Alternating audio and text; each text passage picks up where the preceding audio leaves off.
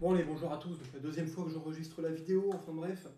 Alors, je suis assez choqué, hein, vraiment, parce que je viens de me mettre au Rust, et ça a totalement changé ma vision un petit peu sur la programmation proche machine, parce que vraiment, en fait, c'est la première fois où j'ai eu une idée en tête de programmation d'un logiciel, donc en l'occurrence, hein, vite fait, un truc pour gérer ses tâches, une sorte de to-do list, mais un petit peu avec un peu plus de features, une sorte de, on pourra aussi afficher, donc évidemment basé sur terminal, hein, sur ligne de commande, on pourra évidemment trier par exemple en fonction des dates butoirs, des niveaux de priorité, etc. Donc on va décortiquer ça tout à l'heure. Mais en tout cas, ouais, c'est la première fois où j'ai eu une idée en fait à mettre en place un programme, à implémenter ça. Évidemment, certaines fois un petit peu compilé pour voir si le compiler, il n'y avait pas des warnings ou alors des erreurs à me redire. Et une fois que je le lance, et ben que ça marche d'un coup en fait, hein. Et que ça marche d'un coup. Et ça, c'est vrai qu'en C ou en C++, bon, il y a toujours des trucs. Par exemple, quand tu fais une copie de mémoire dans un autre buffer, bon, il y a des fois tu te trompes d'un octet, tu sais plus vraiment trop bien comment concrétiser l'idée que tu as en tête, en fait, si tu veux, lors de ton programme. Mais vu que Rust, en fait, il offre un petit peu des abstractions sympathiques qu'on retrouve dans les langages de programmation fonctionnelle, comme le Haskell, hein. Bon, j'ai jamais fait de Haskell, mais c'est vrai que de ce que j'ai vu, ça offre pas mal d'abstractions. Voilà, mais comme le R peut aussi offrir énormément d'abstractions, si tu veux, le Python, évidemment, il offre aussi pas mal d'abstractions, avec notamment sa partie, je veux dire, langage fonctionnel, hein, les enchaînements d'actions pour le traitement de données à l'intérieur de vecteurs, ça c'est pas mal. Et aussi, pareil, il a des types hein, qui sont vraiment très sympathiques.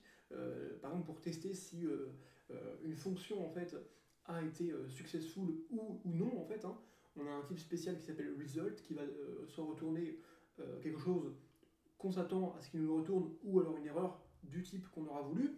Et donc l'erreur, pareil, après on peut la customiser, ça c'est génial. Donc vraiment, c'est pas mal. Donc là, je vais vous présenter vite fait comment je vais lancer mon programme. Donc c'est Pistolero, hein, c'est sur GitHub. Alors ça c'est ma musique que j'écoute, super. Non, voilà, c'est sur GitHub. Je vous mettrai le lien en description. Et puis on y va. Alors je vous présente juste un petit peu les features du programme. Bon, alors là, si je fais un petit pistolero aussi, bon, c'est toutes les tâches que j'ai mises pour l'instant dans le programme, hein. Donc évidemment, on a task name, status, si elles ont été complétées ou pas, level, le niveau d'importance et la deadline, la date butoir. Évidemment, pareil, si tu fais un pistolero, je sais pas, si tu veux ajouter un truc, tu fais un add et là tu mets une chaîne de caractères où voilà, tu vas mettre ce que tu veux. Enfin, tu as 4 informations que tu dois renseigner, le nom, parce qu'il y a aussi un peu de parsing qui va se passer dans le programme. Donc il y aura le nom, là, le niveau, le statut, la deadline. Dans n'importe quel ordre, hein, je peux mettre par exemple le level, je peux le mettre au début, niveau 8 par exemple. Après, je sais pas, je mets le status, je le mets du coup à false au début, hein, évidemment. La deadline, je peux la mettre. Alors la deadline, du coup, c'est une date hein, dans le système grégorien, jour, mois, année, séparé par des tirets, hein, tout simplement. Donc, je sais pas moi, 11, 09, 2015, bon, c'est déjà passé, bref. Donc là, j'ai les 4 informations qui sont renseignées. Alors la band number of information, alors j'ai le level, j'ai le statut. Oui, voilà, bah, j'ai pas le name, hein, évidemment. Donc tu vois, ça m'a mis une erreur. C'est super parce qu'en fait, l'erreur, c'est un peu ton interface utilisateur, si tu veux, d'utilisateur au programme. Vraiment, je trouve que c'est ultra bien géré et que on doit penser dans ce paradigme-là quand on fait un programme, dans le fait qu'en fait l'erreur doit vraiment être une sorte d'interface utilisateur du logiciel pour l'utilisateur pour qu'il comprenne le mieux possible. Bref, le name, task example, voilà, et là si je fais un si, voilà, on a la tâche qui a été rajoutée. On peut du coup maintenant trier par rapport soit au level, soit à la deadline, hein. Donc on fait un petit si, sort, date, et là on a pareil plusieurs paramètres à renseigner si on ne veut pas utiliser les paramètres par défaut. On a le n, bon là pour l'instant on n'a que 1, 2, 3, 4, 5, on n'a que 6 tâches à afficher, donc ça va, hein, mais je pourrais en afficher que les 3 premières par exemple. Donc là on va mettre le maximum, donc 12, donc 12 en fait c'est au-delà du maximum, donc en fait ça va tout afficher. On a, pareil, hein, vous pouvez mettre les paramètres dans n'importe quel ordre, c'est juste qu'ils doivent être séparés par une virgule à chaque fois, bref. Et vous séparez la clé de la valeur par les deux petits points. pouvez faire aussi un between entre telle et telle date, par exemple un lock. Donc un lock c'est un between en fait, donc vous mettez la date minimale et après la date maximale. Donc là par exemple, je sais pas, entre le 12 2016 par exemple, jusqu'au, donc là vous mettez le or, jusqu'au par exemple 12 12 2030, voilà. Et puis là, voilà, là ça vous a sorti de manière ça vous a trié de manière descendante, hein, les tâches. Hein, j'aurais pu faire de manière ascendante, hein, avec un order en mode ascendant, donc ASC. Et là ça reverse l'ordre. On aurait pu faire exactement la même chose, mais pour trier, non pas sur les dates, mais sur les levels, sur les niveaux d'importance de réalisation des tâches. Hein. Voilà, avec cette commande-là, et puis là, du coup, l'ordre a été modifié, pareil, hein, voilà, c'est super. Et puis, bon, ça c'est en gros les features que le programme apporte. Et là, vraiment, on va s'intéresser sur l'implémentation, sur le code source, de comment tu gères les erreurs, de comment est-ce que tu dois avoir un paradigme pour résoudre des problèmes dans ce langage-là, pour faire des logiciels. Et ben on va y aller, juste une petite pause là, vite fait. Alors c'est parti maintenant pour l'analyse de code du programme. Alors on va commencer par les choses pas très intéressantes, mais juste maintenant pour récolter les paramètres qui ont été passés au programme, on va les récolter dans un vecteur de string. Et ça se fait directement en initialisant, là vous voyez, un vecteur, donc le let, le nom de la variable, deux petits points, son type c'est un vecteur de string, et vous mettez du coup que, en fait, vous allez le récolter grâce à la méthode args dans env, et à chaque fois, quand vous en fait, voulez récolter quelque chose, vous faites un point collect. Ça, on va le retrouver plusieurs fois dans Rust, un point collect à chaque fois, pour vraiment les associer à la variable qui a été déclarée, vous mettez un égal entre les deux, quoi. Bref, voilà, bah après c'est juste des vérifications standards que j'ai bien une commande qui a été appelée. Donc hein, si le vecteur est juste de taille 1, bah, c'est-à-dire qu'il n'y a aucune commande qui a été appelée, parce qu'on n'a que le nom en fait, du programme, et on n'a pas de commande en plus, donc bref. Et voilà, bon, juste vite fait, évidemment, si j'excite le programme, c'est-à-dire que s'il n'y a pas de commande qui a été appelée, en fait on va l'exciter avec une erreur en fait. Hein. Et évidemment, du coup, l'erreur c'est quoi? L'erreur elle correspond directement au type qui a été défini dans le type de retour de main. Le type de retour de main, c'est un result qui a pour premier paramètre le type de quand c'est OK, et en deuxième paramètre, le type de l'erreur, bah, justement quand c'est pas OK, quand il y a une erreur. Et là, évidemment, quand il y a une erreur, c'est un string qu'on doit retourner, donc on retourne tout simplement R pour signifier que c'est une erreur. Donc c'est sur le deuxième paramètre de result qu'on va vouloir caster le retour, et du coup c'est un string, donc on envoie un string, tout simplement. Et ensuite, bref, et là c'est intéressant parce que on a letCMD de type commands. En fait, command c'est un type particulier qu'on a créé nous-mêmes, et c'est égal à quoi? C'est égal en fait à un strings.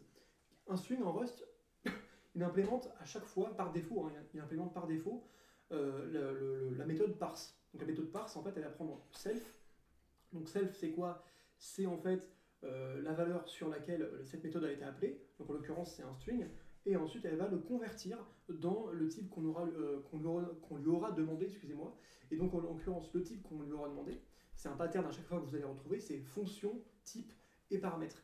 Donc là, vous voyez qu'on a fonction parse. Ensuite, on a le type sur lequel on veut le convertir, hein, parce que CMD est du type commands, donc évidemment on veut le convertir en tant que type commande. Et après, évidemment, voilà, vous mettez juste que c'est une fonction, donc avec les parenthèses. Et on a le point d'interrogation, alors opérateur spécial, je vous en parlerai dans 2 petites minutes. Mais en gros, comment est-ce que j'ai fait ça? Alors en gros, commande, je vous ai dit que c'était un type spécial qu'on a implémenté, ouais. Parce qu'en fait, commande, c'est quoi? C'est un enum. Alors un enum, ça ressemble un peu à une sorte de structure, mais c'est juste que vous allez mettre des sortes de... C'est pas vraiment des variables, mais c'est des sortes de chaînes de caractères. Alors c'est pas non plus des chaînes de caractères, mais bon, je vais pas vraiment vous expliquer dans les détails, parce que je ne sais pas pour l'instant en tout cas ce que c'est techniquement, mais par contre je peux vous expliquer à quoi ça sert, notamment dans le cas présent. Alors, dans cet type enum, je peux implémenter des comportements que va avoir, dont va référer ce type enum. Alors des comportements plutôt, qui vont référer au type enum. Et pour ça, je fais un impl from str. Donc from str va avoir de nouvelles fonctions pour tout simplement le type commands. Donc pour le type commands, parce que pour l'instant il ne peut pas, sans l'implémentation from str for commands, il ne peut pas convertir un string en tant qu'un type qu'on n'a pas encore en fait défini, enfin qu'on a défini mais qu'on n'a pas défini pour FromStr, parce que de base en fait, hein, le parse il peut convertir un string en entier de 32 bits, en entier de 16, en entier non signé de 8, etc. Parce que c'est des types qui sont définis de base dans Rust. Mais pour l'instant, comment n'est pas défini dans Rust vu qu'on vient de l'implémenter. Donc il faut qu'on implémente lui-même. Donc on va faire une implémentation de FromStr pour commands, où on va appeler une fonction de base, donc FromStr, qui va se charger de faire la conversion. Très simple, la conversion c'est quoi? Vous allez juste matcher, en fait, si tu veux, le nom de la commande. Donc on fait juste un to lowercase. Voilà, ça c'est au cas où je sais pas, le mec qui a tapé la commande, il met en uppercase, ça marche aussi, parce qu'après on va tout filtrer en lowercase, quoi. Et en tant que... Alors, il y a différents types de strings, là, donc c'est pour ça qu'on fait un point as str, parce qu'en fait, quand vous mettez un string... parce que là, tout à l'heure, à chaque fois que je vous ai parlé de chaîne de caractères, j'ai fait ça, à chaque fois, point to string. Pourquoi? Parce que ça me permettait après, si tu veux, de changer le string en lui-même. Mais là, pour l'instant, j'ai pas besoin de le changer, donc on va lui dire, parce que là, vous voyez que c'est hardcodé. Le add, le remove, le update status qui sont définis juste là, je ne vais pas les changer, donc j'ai pas besoin de les convertir dans un type de chaîne de caractères que je vais pouvoir convertir après. Donc ça, c'est les différences qu'on a avec le C, par exemple, où c'est juste en fait un buffer de char, quoi. C'est juste un buffer de char. Donc là, il y a plusieurs aussi paradigmes. Il y a ce paradigme-là à avoir, il y a cette information-là à avoir. Donc, et là, c'est juste un match. Donc c'est un match du truc qui a été rentré. Alors là, le truc qui a été rentré, c'est le string qu'on vient de parser. Et si ça match un des trucs là, c'est bon. Puis on retourne un OK. Le OK, c'est le même truc que je vous ai parlé tout à l'heure. Avant, c'était une erreur. Je mets R et après, je mets le string à outputer lorsqu'il y a une erreur. Hein, E, 2 R. Et là, c'est OK. Là, le OK, il correspond à quoi? Il correspond à self.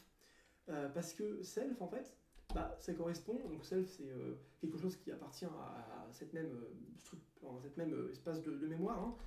Et self, il y a quoi dans il y a commands, et en effet, self, on a bien commands add, on a commands remove, on a commands, on a tous les commands de petits points, ce qu'on a mis dans commands en fait, hein, tout simplement. Donc, ça, tous les trucs que je retourne dans OK sont du type self. Et le type self, hein, c'est juste ça. Et ça, c'est bien du type de ce qu'on veut retourner lorsque il n'y a pas eu d'erreur. Donc lorsque la commande a matché quelque chose dans tous ces commandes-là, toutes ces strings justement non modifiables qui sont là. Voilà, j'espère un petit peu... Peut-être que c'est un peu compliqué, c'est vrai que des fois c'est un peu... Tu vois, en C, j'aurais juste dû faire je prends le paramètre et je fais à chaque fois sur tous les buffers de caractères d'une possible commande, je fais une comparaison, hein, je fais un même CMP à chaque fois, et si il y en a au moins un qui réussit, alors c'est bon. Si tous échouent, alors je retourne une erreur. Là, c'est autre chose. Là, c'est un petit peu plus abstrait, c'est vrai. Mais bon, vous allez voir que tout à l'heure, ça va être pas mal. Parce que s'il y a une erreur, justement, je retourne une erreur en tant que self-erreur. Et self-erreur, c'est quoi? On l'a défini juste là. C'est un string. Ok, super. Donc, techniquement, d'ailleurs, je vais voir si ça compile. Si je fais un truc comme ça... alors, je vais modifier ça. Donc là, si je fais juste un string, là, normalement, pas spécialisé, mais ça devrait compiler. Si je fais un rust c main.rs, bon, là, il ne veut pas. Missing error in implementation. Ah oui, d'accord, ok. On doit définir une erreur dans l'implémentation. Donc s'il n'y a vraiment pas d'erreur qui a été définie, ça va directement nous outputer un problème. Donc oui, on doit quand même définir une erreur, et on doit définir du coup son type. Techniquement, donc si on doit définir son type, si on doit définir une erreur, on définit son type. Voilà. Donc c'est pour ça que là c'est bon, et qu'avant, vu qu'on n'avait juste pas défini une erreur, ça nous gueule dessus. Le compilateur n'aime pas ça, ce qui est absolument normal. Donc quand ça retourne une erreur, tout à l'heure je vous ai parlé du point d'interrogation, le point d'interrogation qui est juste là. Il sert à quoi? Il sert en fait à voir que si à l'issue de la méthode parse, il y a une erreur qui a été envoyée, je vais en fait propager cette erreur. Je ne vais pas exécuter les blocs de code d'après parce que j'aurai directement une erreur qui a été propagée. Donc je vais terminer la fonction main directement. Et c'est bien parce que l'erreur qui a été propagée, elle est du type string. Et pareil, et main aussi attend en type d'erreur un string. Donc ça c'est bon, super. J'ai mis des types d'erreurs en string parce que je veux des erreurs qui soient customisables. Et avec, si j'avais mis un truc comme ça n'aurait pas été customisable. J'aurais à chaque fois eu besoin. Alors évidemment, pour chaque type de fonction, j'aurais pu mettre une erreur différente, mais pour la même fonction, j'aurais pu mettre qu'un type d'erreur. Et donc c'est moins customisable. Alors que là, tu vois, au tout début, là, bon, là, je vais pas. Ok, là, j'aurais pu mettre. C'est vrai que là, je vais pas customiser avec un paramètre, tu vois, par exemple, invalid command. J'aurais pu mettre un truc comme ça, par exemple, où j'aurais customisé l'erreur. Donc là, je fais un petit format, voilà, et là, je mets en fait l'erreur, la commande qui a été inputée. Donc je mets long commande ou invalid commande, et là, je mets les brackets pour dire qu'on va mettre quelque chose en tant que variable dedans. Ben là, c'est quoi? C'est S. Hein. C'est S. Alors, S peut-être pour point to string. Voilà. Voilà. Et donc là, si je mets pistolero, un truc invalide, erreur, invalide commande, alors là, il me met pas la commande qui a été rentrée par l'utilisateur, parce que c'est techniquement ça que je voulais mettre. Alors, attendez. Ah oui, d'accord, oui, c'est ce que j'ai pas mis pistolero. Il faut que je l'output en tant que je crois pistolero du coup. Pistolero. Voilà. Non, attendez. Pistolero. Oui, ah oui, n'importe quoi. Oui, donc là c'est bon. Pistolero. Et là il met la commande que j'ai rentrée qui est SDSSD. Juste pour un peu plus de visibilité. Je vais peut-être l'entourer là de guillemets, quoi, hein, tout simplement. Et puis voilà. Et là, je mets n'importe quoi. Ah, attendez, voilà, qu'est-ce que j'ai fait non, pistolero. Alors, voilà. Et là, c'est bon. Là, il me le met entre parenthèses. Ok, nickel. Tiens, je vais même le mettre. Bon, je vais pusher après. On part en pleine vidéo quand même. Et donc, voilà. Ça, c'est assez intéressant. L'opérateur point d'interrogation, le type de retour result, OK et non OK, leur type d'erreur ou de OK. Et donc, là, ça va s'enchaîner très vite, hein, maintenant. On a compris ça, qu'on a compris un petit peu à quoi servent les enums et tout ça. Pour l'instant, on se dit, bon, c'est vrai qu'un enum, c'est peut-être un peu trop over-ingénieur, mais il y a quand même des trucs pas mal à faire, notamment avec, du coup, parce que si j'avais pas eu d'enum, en fait, l'expression match, bon, j'aurais toujours pu la faire, en fait. Hein. C'est vrai que j'aurais toujours pu la faire sans... tac, tac, tac. Non, parce que je voulais. Non, bah voilà. Le truc vraiment, c'est je voulais convertir ce string dans commande, et dans commande, on a tout ça qui doit être matché. Donc, non. Donc là, vous voyez, ouais, pourquoi c'est utilisé. Je débute, donc je m'embrouille encore les trucs dans le cerveau, mais c'est un paradigme à prendre, quoi. Voilà.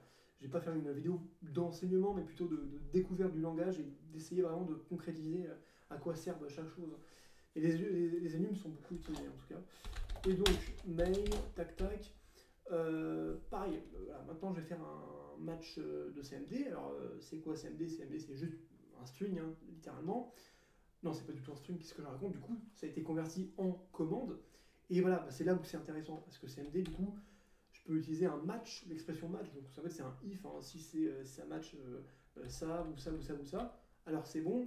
Et à la fin, évidemment, il n'y a que des trucs qui ont été bien validés, parce que le parse a déjà validé que ça soit du type connu. Et si c'est du type connu, et si après du coup je refais un match de CMD de ce type qui a été vérifié, il n'y a que des trucs du type qui peuvent être matchés. Voilà. Il n'y a pas un truc en dehors du type parce que le type a été validé. Donc ça c'est bon. Donc on a toutes les commandes. Voilà, on a toutes les commandes. On a par exemple, alors au début à chaque fois, je vais évidemment faire une vérification des arguments qui ont été mis en fait, hein, si tu veux, dans le programme. C'est la fonction extract arg qui va juste en fait tout simplement faire une comparaison de ce que j'attends en tant que longueur de vecteur et de ma vraie longueur. Et tout simplement, voilà, alors, on va voir son implémentation vite fait. Donc elle est juste là, elle est très simple, c'est juste que j'ai voulu pas répéter le code, donc je l'ai mis dans une fonction. Voilà, c'est vraiment très basique. Hein. Voilà, si ça ne matche pas la target, alors on va retourner une erreur, on ne va pas retourner d'erreur. Et vous avez le même truc avec un result string. Hein. Donc là, dans les deux cas, ça retourne quelque chose de bon ou quelque chose de mauvais. Sauf que là, techniquement, bah, je ne vais jamais retourner le OK. J'aurais même pu faire quelque chose comme ça, hein, techniquement, parce que là, ça sert à rien que je retourne un string pour quelque chose qui est OK. Quand ça sert à rien, quand vous ne vous servez pas de la valeur qui est retournée quand c'est OK, vous mettez juste une parenthèse, et dans le OK, là, bah, il n'y a pas besoin que je fasse un clone de ça, je vais juste faire ça, là. Et puis là, alors attendez, help, ah oui, parce que là, du coup, j'ai même pas besoin de prendre le premier paramètre, vu que je vais juste faire une comparaison des tailles, en fait, hein, tout simplement. Et donc là, bon, bah là, ça va me faire un petit peu... Là, il faut que j'enlève à chaque fois le premier paramètre que j'ai passé en référence, parce que en fait, il ne sert plus à rien, hein. J'ai juste voulu faire une target de ça. N étant, au tout début, j'ai mis la longueur de arcs V, tout simplement. Donc, c'est vrai que là, je peux optimiser en enlevant tous ces calls qui ne servent, du coup, plus à rien pour la vérification des arguments. Donc, c'est ce qu'on va faire, hein, tout simplement. Il y a pas mal de commandes. Donc, c'est vrai que ça fait pas mal de choses à enlever. Bon, je vais être un peu plus efficient, peut-être. Voilà. Pareil. Voilà, on y va. Un dernier. Voilà. Voilà. Et puis là, on compile, super. Et bah, là, c'est déjà un peu mieux quand même, je pense. Et une fois, à chaque fois qu'on a vérifié le nombre d'arguments pour la commande, hein, en particulier, qu'on va appeler, et bah écoutez, on va y aller. Donc, on va juste là voir l'implémentation peut-être de func_add, donc le fait d'ajouter tout simplement une tâche. Hein. Donc on aura du parsing, alors que déjà au tout début. Qu'est-ce qui se passe? Alors, notre chaîne de caractères, bon bah écoutez, je dois avoir tous mes paramètres, je dois me retrouver dans les paramètres, donc je vais déjà les séparer. Bon là c'est x, ok, c'est un string passé par référence, ok. Je peux faire x.split du séparateur qui sert à séparer du coup tous les paramètres, hein, donc c'est une virgule. C'est pour ça que je vous ai dit tout à l'heure que c'est une virgule qui sépare tous les paramètres. Et ensuite, en fait, si je fais directement un point collect, ou si je fais un... Donc le point collect, hein, c'est à chaque fois, je vous ai dit, un point collect pour me collecter du coup tout ce qui a été, mappé, enfin tout ce qui a été... tout ce qui est l'output de quelque chose, point collect, pour le transmettre à la variable où vous avez mis égal. Mais entre les deux, si je fais ça, le split, en fait, de base, il retourne là, il retourne ce type-là, là, le str. Et ça, c'est pas ce que je veux. Parce que moi, je veux notamment modifier ce qui va se trouver dans infovec. Et donc, en fait, ça, si tu veux modifier ça, c'est un string. Donc, entre le collect et le split, je vais mapper. Mapper, c'est quoi? C'est tu prends à chaque fois l'output de ce que te fait le split, argument par argument. Tu vas ensuite créer une variable temporaire entre deux signes OR qui, n'importe quel nom, hein, j'aurais pu faire comme ça, là, SPP par exemple, ça aurait marché parce que c'est toujours SPP. Et vous le mappez après. Après, vous pouvez exécuter n'importe quel bloc de code que vous voulez. Hein. SPP, enfin S là, j'aurais pu faire un bloc de code beaucoup plus grand. Alors comment j'aurais fait ça? Déjà, on peut faire un truc un peu plus sympa en mettant les splits de manière verticale, non pas horizontale, pour plus s'y retrouver. Enfin bref, si j'aurais voulu faire un truc un peu plus grand, mais là j'en ai pas besoin, mais j'aurais pu faire un truc du style... donc là je mets des brackets pour stipuler que je vais faire plus de code qu'une ligne. Et puis à ce niveau-là, là je peux faire vraiment, du coup, techniquement, alors, attendez, n'importe quoi. Là je peux écrire vraiment toute la logique que je veux pour processer l'information, je peux la mettre en plus ici. D'ailleurs là, ça va aussi compiler sans aucun problème. Donc, bon, je vais la remettre à la normale en enlevant les brackets. Hein. En faisant juste un U, c'est plus simple. Voilà. Bon. Et puis, donc là, c'est un peu...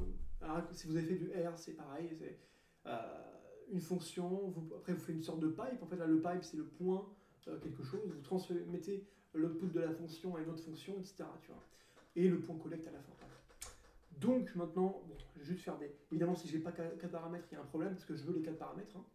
Et bon, bah, à chaque fois, pareil, là, je vous ai parlé hein, de ce que je voulais mettre dans le bloc de code tout à l'heure, dans le point map, et là, on va le voir directement. Hein. iter et SLT, c'est pareil, c'est un vecteur qui va être retourné par l'itération de chaque élément, donc de infovec. Infovec, c'est quoi? Infovec, il est juste là, donc chaque paramètre, hein, donc il y en a 4. Donc là, dans le point iter, donc pour chaque paramètre, donc en gros, il y aura 4 itérations à chaque fois, enfin, 4 itérations en tout. Et là, je fais un point map. Et dans le point map, là, je vous ai dit tout à l'heure, je mets toute la logique que je veux. Donc c'est pour ça que là, on se retrouve avec un énorme bloc de code. Parce que je vais beaucoup processer ici. Je vais processer pourquoi? Parce qu'évidemment, déjà, pour chaque paramètre, hein, j'ai la clé et la valeur. Donc, je vais déjà les splitter, les splitter en fait, hein, avec la même commande. Hein. Le split, mais en l'occurrence pour les deux petits points. Pareil, un point map pour convertir en string et après un point collect. Ok, super. Et après, pareil, on a un iter_len, on vérifie que c'est bien 2. Voilà, la longueur est bien 2, quoi. Et après, pareil, on a un match. C'est pareil. Et on va juste les caster. Bon, pour le name, c'est un string, donc il n'y a pas de problème. Pour le statut, pareil. Pour le level, pareil. Mais par contre, pour la deadline, bon, voilà, on va quand même vérifier que... alors, pas pour l'instant, mais on va tout à l'heure vérifier que c'est une vraie date. Hein, parce que j'ai fait en sorte qu'on puisse pas mettre des dates bizarres. Voilà. Là, si je vais mettre une date bizarre, donc je fais un add, non, plutôt un update, deadline pour la tâche numéro 4, par exemple, et que je mets une date qui n'existe pas, comme le 13, 11, non, plutôt le 13-13, hein, le 13e mois, ça n'existe pas, le 2012, bon, voilà, ça peut pas être au-dessus de 12, un mois. Et pareil, ça c'est encore au-dessus, par exemple, quand est-ce que j'appelle déjà le fait de vérifier que c'est une vraie date? C'est par la fonction en fait parse deadline, qui est juste là. Elle fait quoi la fonction parse deadline? Elle est juste implémentée ici. Bon, elle prend le string en input, évidemment. Elle va nous retourner en résultat, donc un result, hein, un OK ou alors une erreur. En OK, c'est un type tuple, donc en fait on a 3 valeurs, OK, super. Et bon, au tout début, je vais juste en fait vérifier évidemment que je peux les parser en fait en type de unsigned A. Pour le day, bon bah, vu que le plus petit entier c'est un unsigned 8, hein, donc entre 0 et 255, j'ai pas besoin d'avoir plus pour un jour, hein, techniquement. Donc je vais faire ça. Pour le jour, pour le mois, évidemment c'est pareil. Bon, pour l'année, j'ai mis un truc un peu plus grand, hein, U16 quand même, parce que du coup c'est 2 puissance 16 moins 1. Ça fait beaucoup, hein, pour les années, donc tu fais 2 puissance 16 moins 1, ça fait jusqu'à l'an 65 535. Donc on est plutôt large, je pense. Enfin bref, en tout cas, je vois si c'est bon pour parser ça. Et pareil, à chaque fois s'il y a une erreur, je vais propager l'erreur en fait à la fonction qui elle-même, tu vois, si j'ai une erreur qui est propagée ici en fait, donc par la fonction mapr. Donc mapr, c'est quoi? C'est juste que c'est déjà un map, donc je vais un peu le concept de map. Donc map, alors là je mets un underscore parce que je veux pas avoir l'erreur en tant que telle, j'en ai rien à faire de l'erreur. Enfin, je pourrais faire un truc comme ça, c'est-à-dire que je prends l'erreur en tant que telle, et ensuite je vais customiser du coup mon erreur, je fais un wrong day format, et là je vais la mettre du coup dans le string output en faisant un petit format, là le point d'exclamation, et là je mets le type d'erreur, donc error is, et là je mets le type d'erreur qui a été mappé. Donc là vraiment ça va compiler sans problème, hein, parce que voilà, là je vais customiser l'erreur, donc il n'y a pas de problème, je peux aussi faire ça. Bon, je vais pas faire ça, mais j'aurais pu le faire, hein, techniquement.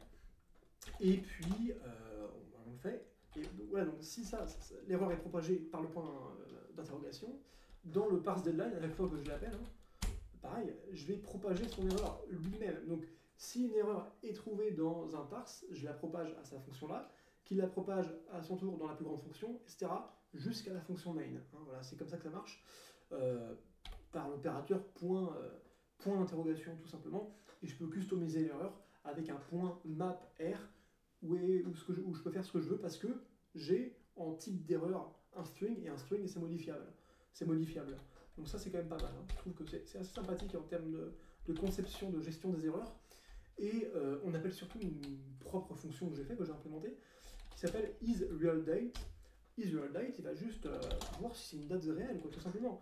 Donc il va non pas juste vérifier que le mois est bon, que le jour est bon, que l'année, bon l'année on s'en fiche, hein, ça peut être très loin, ou très bas d'ailleurs, hein. Enfin je crois que c'est un U16, donc ça peut être négatif, bref. Mais en tout cas on va aussi vérifier pour les années bissextiles, par exemple si j'ai pour une année non bissextile, pour une année bissextile, que je mets le 29 du deuxième mois, bah en fait c'est pas bon parce que c'est une année qui est bissextile et du coup c'est moins un jour, donc ça va vérifier ça, tu vois, tout simplement. En appelant, là, voilà, on va vérifier déjà si c'est bissextile ou non, avec Isleap, qui est un algorithme pour trouver si une année est bissextile ou pas, et puis voilà, et après on va juste voir si le jour est bon et pas supérieur au maximum qu'autorise le mois pour une année en particulier, quoi, tout simplement. Et puis voilà, c'est aussi simple que ça, quoi. Je mets en constante, hein, évidemment, ça c'est pas du coup des vecteurs, c'est des arrays qui sont de taille fixe. Donc leur type c'est en fait tout simplement une semi-colonne. En premier argument leur type, point virgule, le nombre que vous allez mettre de ce type-là dans l'array. C'est une array en fait de taille fixe, hein, un buffer. Ok, alors qu'est-ce que je voulais faire quoi là Tac. Ok. Alors, bon, je parlais oui de map error, tout ça. Donc j'étais sur Funk Add. Alors, Funk Add, qu'est-ce qu'on a là aussi qui est intéressant? Tac, tac, tac. Oui, on a un truc qui est intéressant. C'est aussi voir si, bon, il n'y en a pas au moins. Enfin, si vous avez des petits filons et que vous avez mis, par exemple, quelque chose comme ça, là. Alors, si je fais un add, est-ce que j'ai fait un add récemment? Non, peut-être pas. Donc, là, vous mettez tous les trucs, voilà, status, true, tac, et puis level, vous mettez un bon truc. Et que si vous mettez bien, par exemple, deadline, et que vous mettez rien du tout, là, il y aura un problème parce que c'est empty. Donc, juste avant de vérifier par exemple quoi que ce soit, pour potentiellement optimiser, je vais itérer. Tu vois, en fait, je mets un buffer quoi, de taille 4, parce qu'il y a 4 paramètres. Je mets leur référence, il faut toujours mettre leur référence pour itérer dessus, un point iter. Et ensuite, c'est pas un point map, mais ça agit à peu près comme un point map, c'est un point ni. Un point ni, c'est dérivé d'un point map, c'est juste que en fait, si une opération dans une itération est true, ça va se stopper et ça va retourner true, tu vois. Donc là, si name est provided, c'est bon, si c'est pas empty, quoi. Parce que isEmpty, hein, c'est équivalent à faire si telle chaîne de caractères est égale, enfin si telle variable plutôt, la variable x par exemple, est égale à une chaîne de caractères empty. Alors c'est pareil, c'est juste que c'est plus la façon dont t'es fait Rust, on aime plus appeler des méthodes que faire notre propre comparaison, enfin bref. Donc, ça va itérer, puis le premier argument qui voit que c'est empty, bah, il va se stopper et puis il va retourner un booléen true. Et là, j'aurais pu mettre, du coup, techniquement, si 1 est vide, bah, je vais retourner une erreur de type string, évidemment. Bon, bah, c'est à peu près déjà vraiment comment les principales choses que j'ai apprises pour l'instant en Rust. Hein. Il y a les macros, donc les macros c'est tout ce qui est nom de fonction, enfin nom de macro plutôt, et là, point d'exclamation, et après vous mettez des paramètres. C'est des sortes de fonctions, mais qui peuvent se réécrire. Alors c'est très compliqué, j'avoue que les macros, il faut que je fasse du Lisp peut-être pour bien comprendre ça, enfin bref. J'en parlerai dans des prochaines vidéos, c'est tellement complet. Hein. Ce langage est assez complet quand même, et puis voilà quoi.